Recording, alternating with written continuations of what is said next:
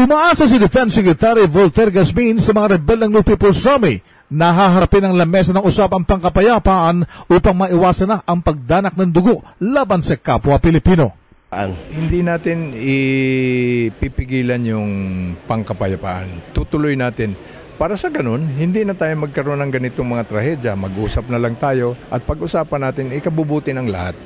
May bagong approach ba ang Department of National Defense? Paano po isusulong ang usapang pangkapayapaan? Well, ang marching order is sit down and talk.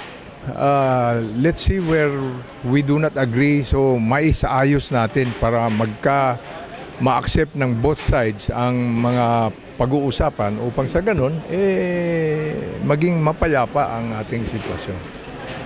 Ito ang naging pahayag ni Defense Secretary Voltaire Gasmin sa mga mamamahayag matapos niyang bisitahin ang mga labi ng 7 sundalong nasawi sa patraydo ng pananambang ng mga rebel ng New People's Army noong Sabado ng umaga sa Sitio Sugit, Barangay Samuki, Bontoc Mountain Province.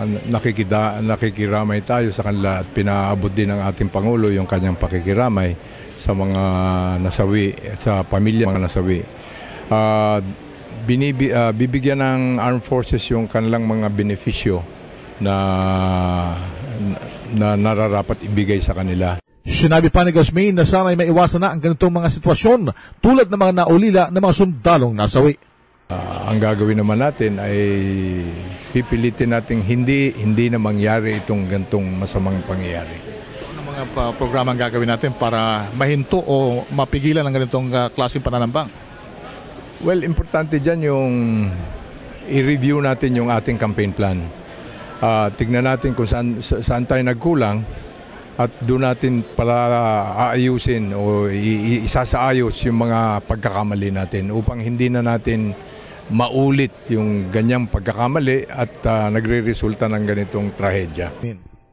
Ang 17 biktima ay inilagak sa Camp Melchor de la Cruz sa punong himpilan ng 5th Infantry Division ng Philippine Army at dito ay inalaya ng panalangin sa isinagawang misa ng military priest at dumalo sa nasabing misa sina Defense Secretary Voltaire Gasmin, AFP Chief of Staff General Ricardo David, Army Chief Lieutenant General Reynaldo Mapagu, Major General Romel Gomez at Major General Gaudencio Pangilinan ang Northern Luzon Command Chief at dinalawan din ng mga kaanak ng mga biktima, kaibigan at mga kasamahang mga sundalo. Mula sa punong himpilan ng 5th Infantry Division ng Philippine Army sa Gamu, Isabela, RH 911, Bing Formento ng DCRH Nationwide.